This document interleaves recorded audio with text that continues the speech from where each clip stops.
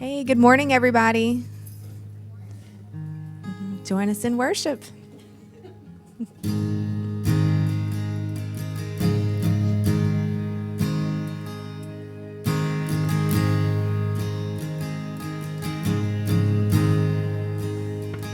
I love you, Lord. Oh, your mercy never fails me. All my days I've been held in your hands. From the moment that I wake up until I lay my head, I will sing the goodness of God. All my life you have been faithful. All my life you have been so good. With every breath that I am able, I will sing the goodness of God.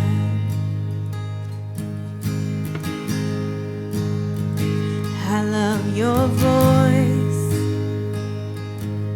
You have led me through the fire. In darkest nights, you are close like no other. I've known you as a father, I've known you as a friend, and I have lived in the goodness of God. All my life you have been faithful. All my life you have been so good. With every breath that I am able, I will sing the goodness of God. Your goodness is running out, it's running after me. Your goodness is running after, it's running after me. With my life laid down, I surrender now. I give you everything. Your goodness is running after, it's running after me. Your goodness is running after, it's running after me. Your goodness is running after, it's running after me. Then my life laid down, I surrender now. I give you everything. Your goodness is running after, it's running after me.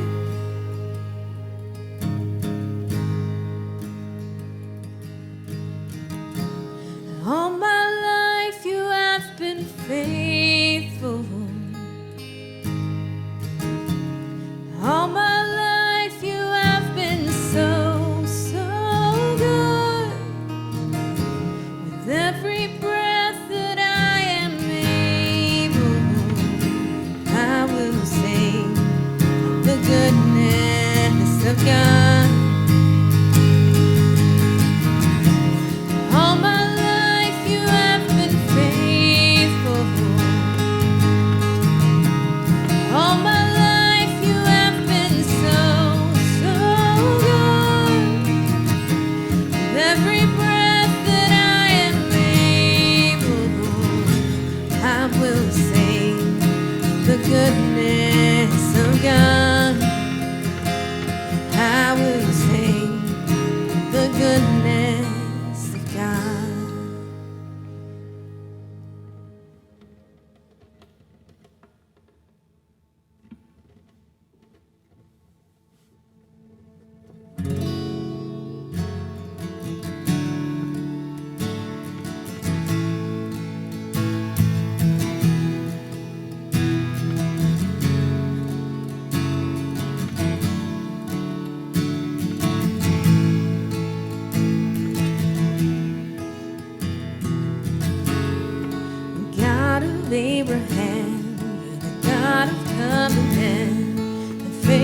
promises.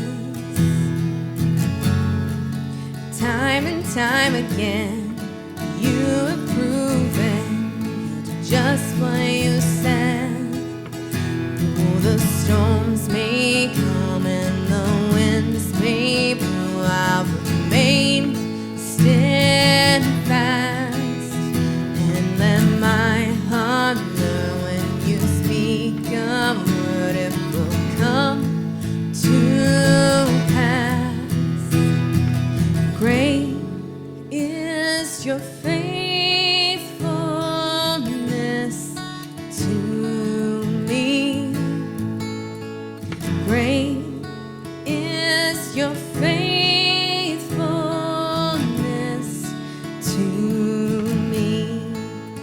From the rising sun to the setting same, I will praise your name. Great is your faithfulness to me.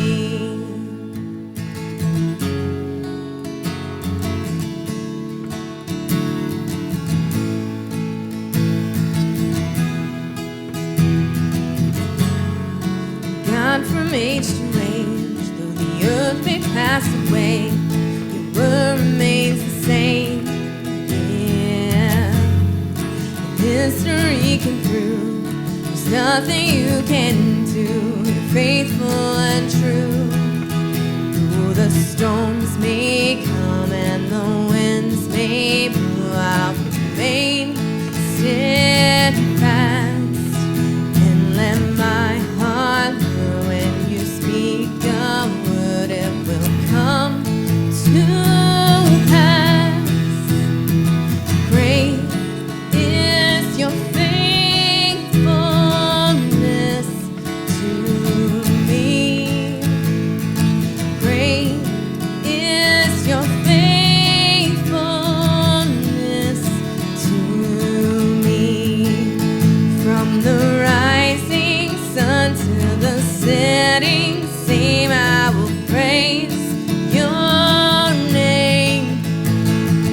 Great is your faithfulness to me.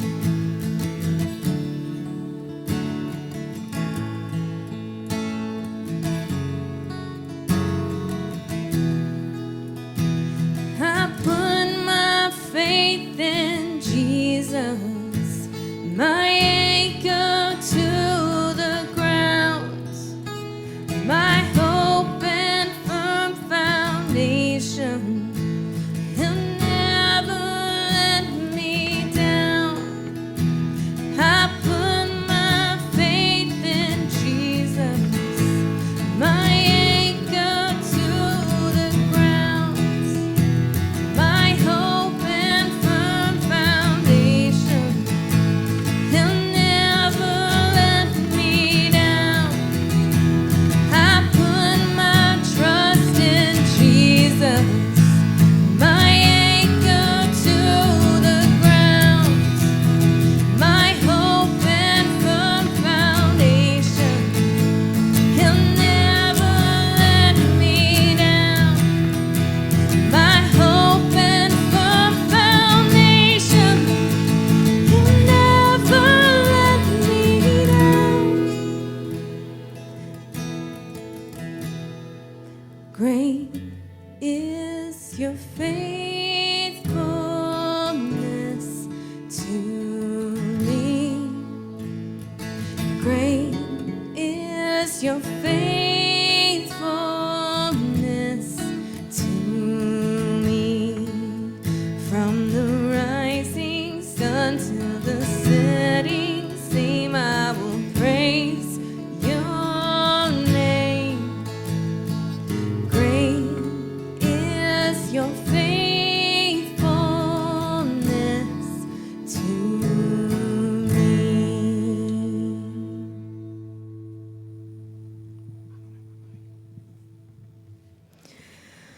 Lord God, we are so grateful that week after week, you bring us together as a community to hear your word and to worship your name. I pray that you will open our hearts today to hear your word through Andy. Thank you for your mercy and your grace. Amen.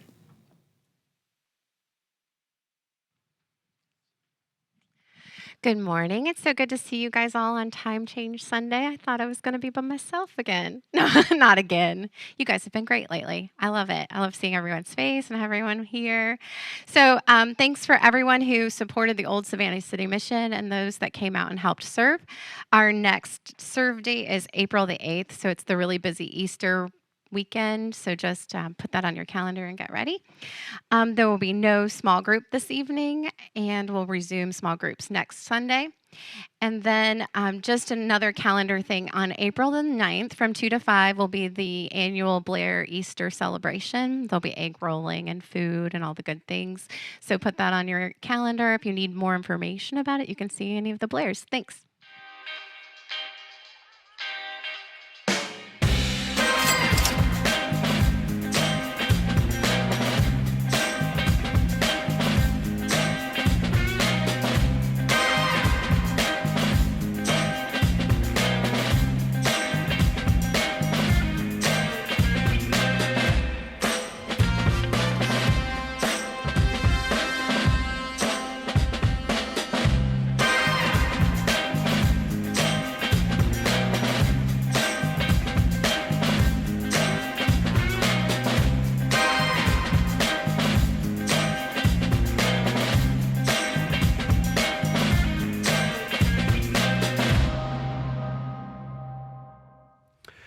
So we are finishing up this series that could not come to an end quick enough for me. You all know how much I am uncomfortable talking about money from the position as a pastor and a church. And we're going to talk a little bit about why that is so as we work our way into the conclusion here today.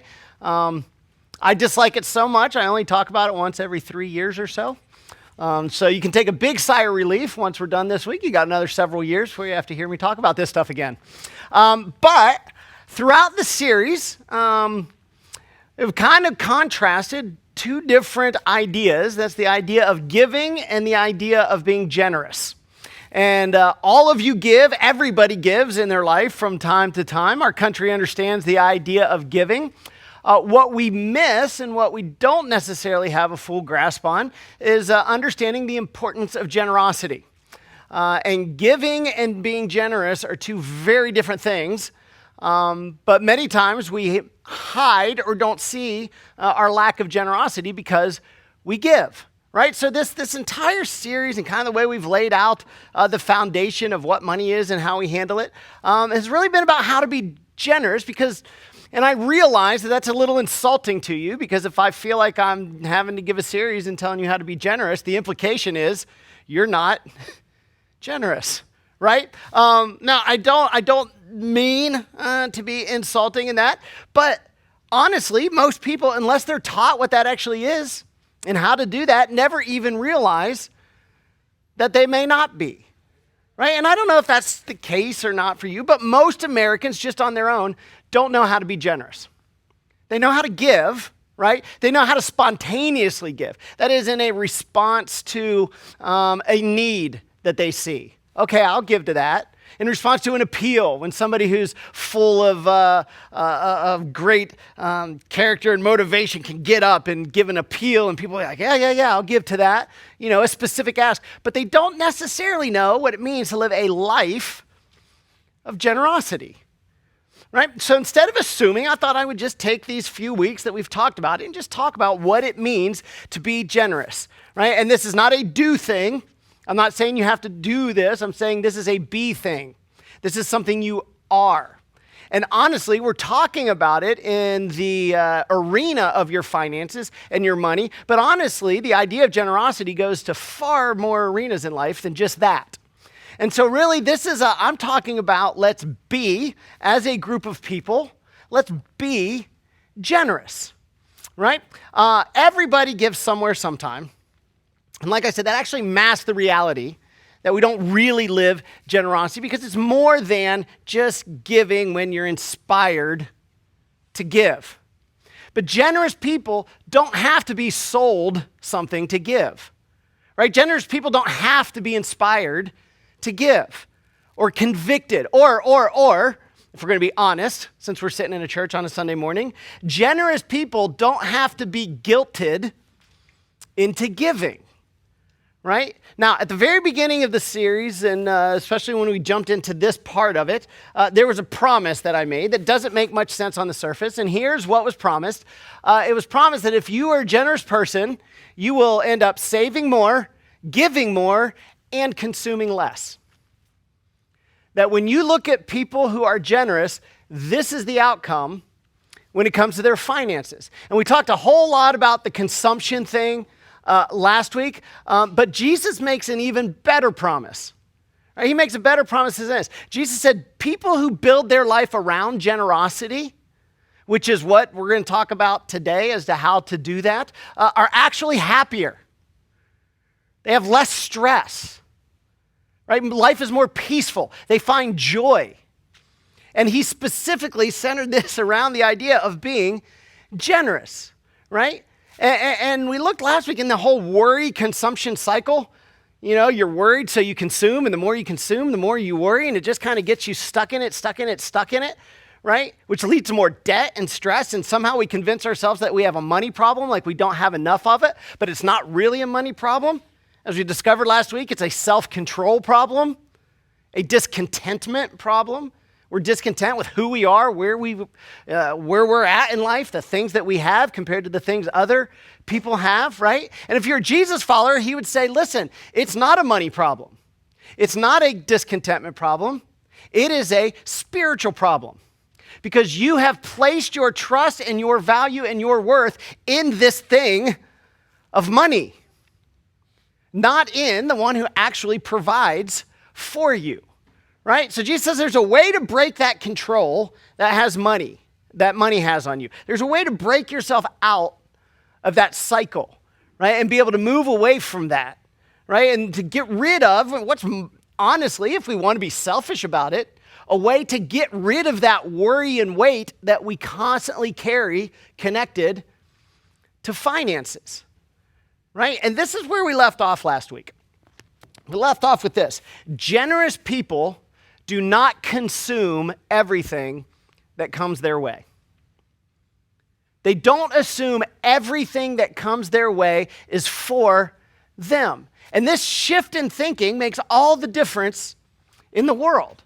Right? Most people think just naturally, if it comes to me, it's for me, and I'm going to use it however I want. After all, I earned it, I kept it, I did the work for it, it's mine, I'm using it on me, which is an extremely natural way to think, which is why everybody, no matter how good of a person you are, needs to be taught how to be generous because it's not really natural, right? But Jesus thought, no. If it comes to you, that doesn't mean it's for you. You're a manager. You don't own it. We talked last week. You want to get real depressed, go back and look at last week's sermon, and we talked about how you don't really own anything. It can all be taken from you.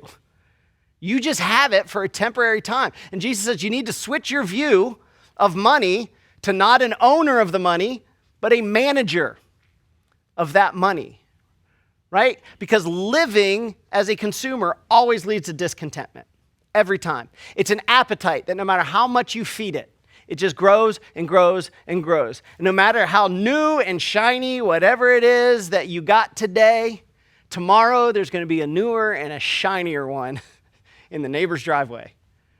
It'll happen every single time.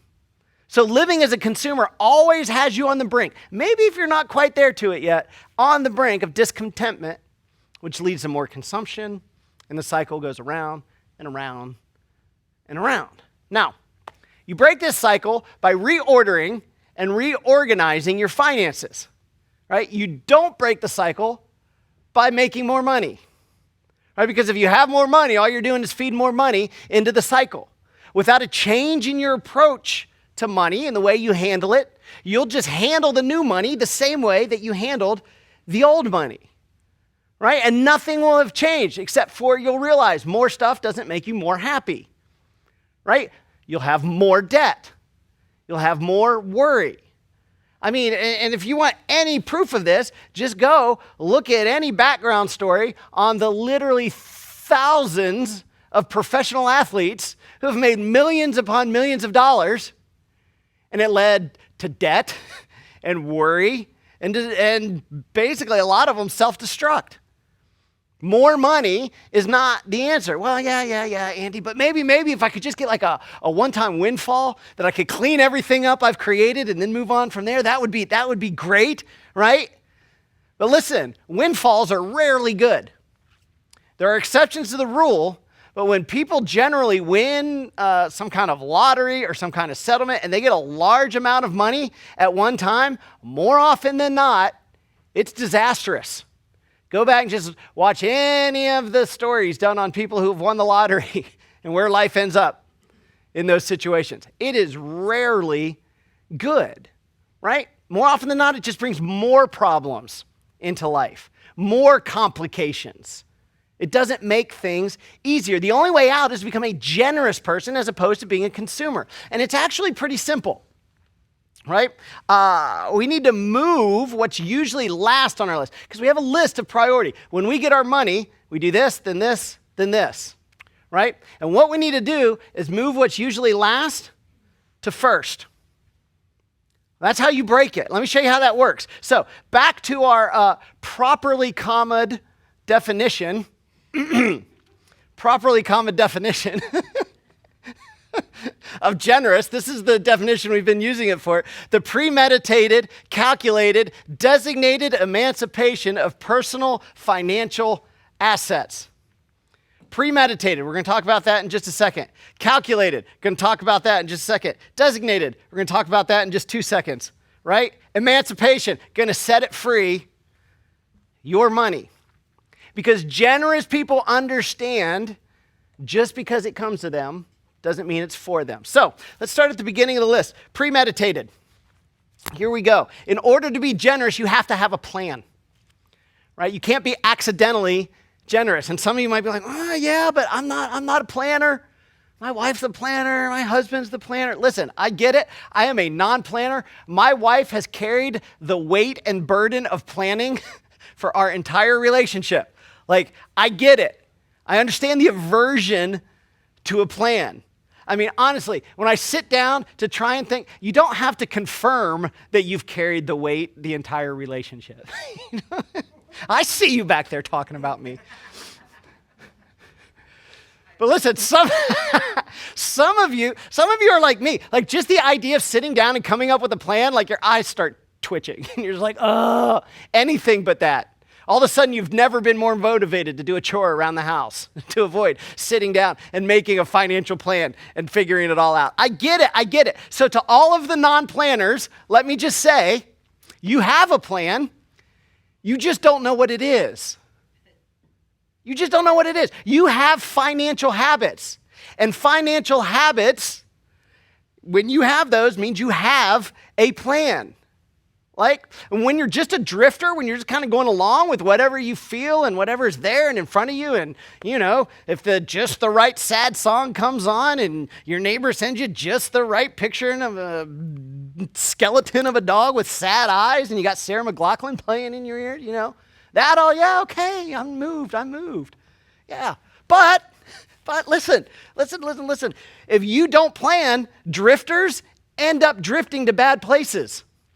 You do things that along the way seem good, but you're just kind of not paying attention and drifting because you don't know your plan. You end up in bad places financially, right? You do. You rarely drift on accident to somewhere good. So if you don't have a plan, odds are, if you were to finally sit down and take a look, things are probably a little worse than you think in your finances, right? So here's the plan that most people do who don't have a plan. It looks like this. Consume it, save it if I can, and if there's any left, give some.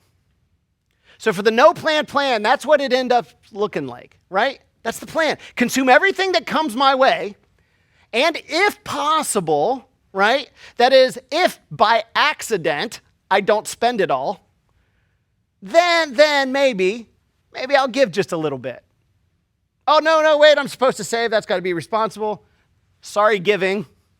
We're going to go to saving. That is the plan that most people default to, right? For some people, and I know people like this, for some people, their only saving plan is to not cash their paycheck, to leave it sitting in the glove box, because then later on when they found it, it's free money, because they forgot that it existed. And you laugh, but I know people like this. Hint, hint, you know people like this. Like, this is what people do. And some people who are like this, like, they've shown me that they do this when I've gotten something out of the glove box from. I'm like, what are these paychecks? Oh, yeah, that's how I save. And I want to be like, hey, newsflash, this savings plan here does not reflect well on you. Like, this is not a good thing, right? Right? But, some people do it this way. They have their employer take it out of their check before they ever see it, because they know if they see it, that they'll consume it, right? But stop and think, with that whole, like, if I don't see it, I won't spend it. That's definitely not a compliment, because it means you really lack self-control. Having your employer take it out really doesn't do much, because you're still consuming everything that's coming to you. And then when you get your hands on that's taken out, you're just going to consume that as well, which means for a while you can still live fully as a consumer and still accidentally save money because you never see it. But your plan is to consume everything. And this is what makes you, and I did not come up with this on my own, this is what makes you a 3S giver. Here's the 3 S's. The 3 S's are spontaneous, right? It's not planned, it just happens. Sporadic. Maybe you do, you give, maybe you don't. And sparing. When you don't have the plan and you only have a little bit left by accident because you didn't consume it all, this is what it looks like. This is what your giving looks like, right? Now, you got to have a plan. So to do that, you got to be, our second point, calculated. Got to be calculated. You need to decide a specific amount. Right? You need to decide. And generosity requires that you choose an amount or a percentage to give. And honestly, percentage is better. Because as your income goes up, then your giving will go up as well. Right? Percentage is better because the more you make, the more you give. And generous people want to give more as they get more. And the best way to do that is pick a percentage, right? And not wait for a need or something that just tugs at your emotional heartstrings to give, right? So generous people give it before they consume it, right? The key to generosity isn't just giving more. That's not it. The key isn't just having a plan. The key is reorganizing your finances so that what was last, that is, if I have anything left over, right? What was last, the giving, goes first. So if you flip the whole thing upside down, this is what really your plan should look like financially. Give, save, then consume. That is a much healthier way to approach your financial situation. Now, if you do that, instead of being a 3S giver, you become a 3P giver. Again, this is not mine, but here's what it is. You give a percentage, you make it a priority, and it's progressive. As you earn more, you give more. So even if you have to take a baby step, even if you have to make it small, I want to be generous, but I'm scared, I don't know, like I'm kind of tight, with meeting my needs and all of that. Start small. Maybe start 3% or so and give it away and start doing that. But start somewhere and then move up. But here comes the fun part, the designated part. That's the fun part, because you get to choose where your money goes, right? You get to choose. It's not like, that's what makes it better than taxes. Like, taxes is like, I don't want to give this. They're taking it from me. I don't know where it's going. Look at where the government is spending all the money, and it's just terrible, terrible, terrible, right?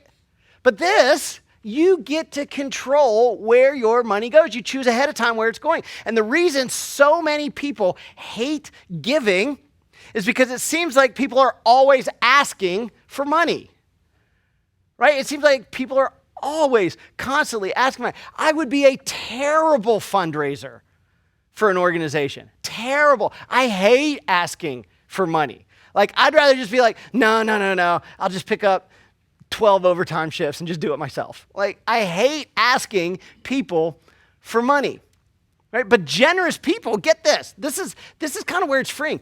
Generous people don't feel guilty when someone asks them or presents a need for money. They don't feel guilty saying no. Oh, look at this need. We're trying to do this thing. Would you give? No. My giving is already spoken for. And you don't have to feel guilty about it, right? Because that's what so much of that stuff, it tries to reach in and trigger that guilt. But generous people don't have to feel guilty about saying no because they've already decided where their money is going. Here's what Jesus says about it. I'm going to tell you where to give your money. You want to know where to give your money? Here's what Jesus says about it. For where your treasure is, there your heart will be also. And this is a fascinating thing. I mean, this is one of the things that makes Jesus brilliant with a lot of his teaching. I mean, thousands of years ago, gave us this idea. Thousands of years ago. And yet today, you look around and you watch it, where people put their money, that's where they're dedicated to.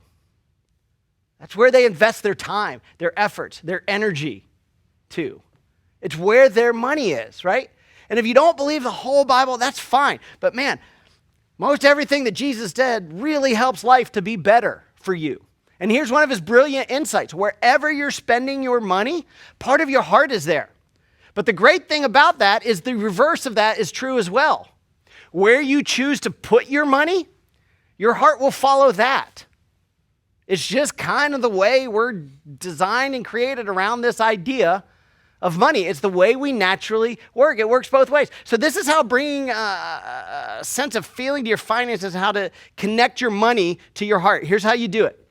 Pre-decide where you are going to give. Pre-decide, right? And then when people come after your money, you can say no guilt-free because you know you're a generous person. You can still do random acts of giving. In fact, I encourage that. There are still things that pop up that are worth supporting, worth giving some stuff to, right? And you should do that. But what makes you generous is that pre-deciding, and I'm not going to consume that on myself. You've picked a percentage, you've made it a priority, and you give, right? That's what it is. Another way to look at it is this. Saving, when you save money, saving is essentially how you say yes to yourself and to your future, right? Saving is a great thing. Everybody should be doing it because you're setting yourself up for future success, right? I mean, how many times have you been mad at past you for not setting current you up for more success, right? A lot of times I have been, right? The difference is, right? Generosity is how you say yes to what is important to you.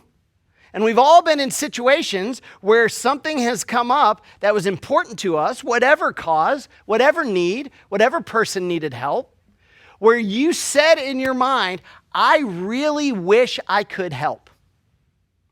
I wish I could give something to this. I really wish I do. But you can't help because you didn't plan to help. And that isn't a money problem. That's a self-control problem. That's a priority problem, right? But you're about to become a generous person, right? So here's how you choose your designation. How do you choose where to give your money? Right? Two things. One, you give from a grateful heart. Two, you give from a broken heart. So this is how you choose. When you're like, okay, where am I going to designate my funds to? Look at the things that you're grateful for, that you're a part of, that you're glad are in your life.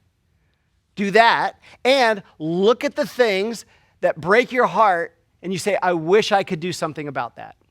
You pay attention to those two things, it will guide you to where you should decide to give your money, right? But there are two reasons that in this whole idea of giving, there's a lot of negative feelings out there when it comes to giving money to a church. A lot. Like, overwhelmingly, if you were to ask people, do you trust churches with money? It's not going to be a good response, right? And honestly, a lot of it is deserved, right? We didn't get here on false pretenses. The church has earned that. And there's two reasons people don't like giving to churches. One is they feel like churches are always asking for money. Always. The second reason that they don't like giving is because a lot of people feel like the money is misused and ends up going to just enrich the leaders of said churches. When you watch a lot of these pastors flying around on private jets, it's hard to not jump to that idea. So I want to speak to both of those for a second. First, about churches always asking for money. This goes back to the idea of people giving but not being generous. So, if you follow the logical pattern, they'll give, which means when they see a need, they'll give to it. And churches generally have a lot of needs, but if their people aren't generous so that they're giving, then they have to present those needs to get the people to give. You see that circle that started? So they only give when the need is present, so they always have to present the need to get the giving. It's like a horrible cycle that churches get sucked into. And so every week, you'll be in churches that are asking for something. We're doing this and this and this. I mean, some of you have been to the churches where they give like a whole little mini sermon before the offering, right? And you wouldn't know about that here at Tapestry, because not only do we not give a little sermon before every offering, we don't take an offering. Because I don't want to be that it's give, always getting in let me reach into your wallet and bring it up here, right? So it's a self-perpetuating cycle. Secondly, the second issue is churches misusing money, which happens all the time.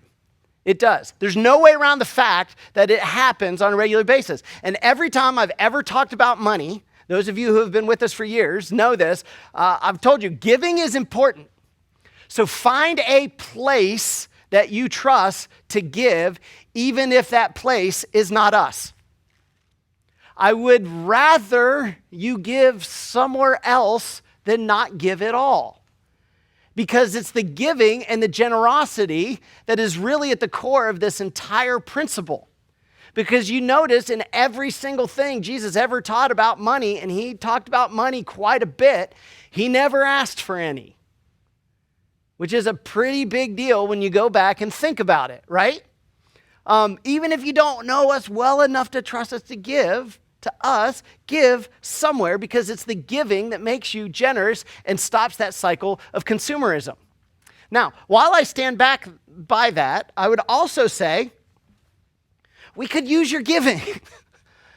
There's a lot of things that we try. We work really hard to try and handle the money that you guys give us responsibly, right? In a responsible manner. It doesn't go from the offering box into my bank account. It doesn't, right? It doesn't. We have 2 people on staff who combined make less than 1 person. That's how we run it here, right? We have a finance committee that I report to and give an account as to where the money is going to and how it's being spent. We work really hard to make sure that we do not just consume the money that comes to us on us. I mean, we have supported a ton of good things. We have supported single mothers. We've supported arts programs for kids who need someone to see the best in them. We've supported tuition for kids who needed to attend school. We've fed the needy. We've built schools. We've given scholarships to kids to go to summer camp here at the Y so that they're not stuck at home with nothing while their poor mom is out trying to make ends meet. We do tons, and I could go on and on and on of the things that we do, but here's my point. To be able to do all that, we need you guys to either be generous or get used to me every single week being like, hey, this is the need we're trying to meet this week. Want to give to it? Or you don't have to. And maybe you're not grateful for some of the community you found, and you don't have to give to us. And eventually, honestly, down the road, not in the too distant future, we won't be here anymore. And so that's kind of where it is. So here's my point. We need your help of you being generous for us as a church to stay meeting together and being generous. It's just the way it's worked. So if you're grateful for finding us as a church, like us enough, trust us enough, I'd say, hey, when you're looking at places to give, consider us, right? Learn the things that we're involved with, and you may discover that a lot of those things line up with the things that tug at your heartstrings anyway.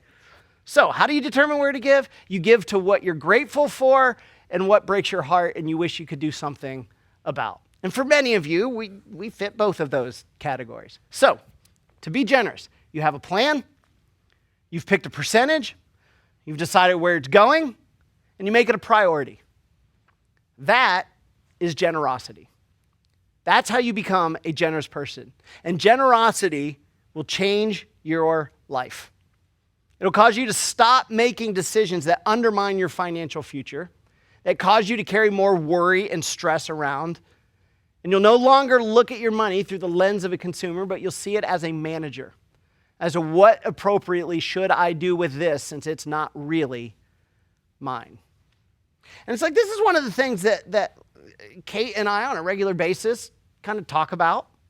I remember when we were buying our house, we were looking okay, how much do we want to spend a month on this mortgage? And, where the price range is and the houses. And I'm sitting there looking at stuff.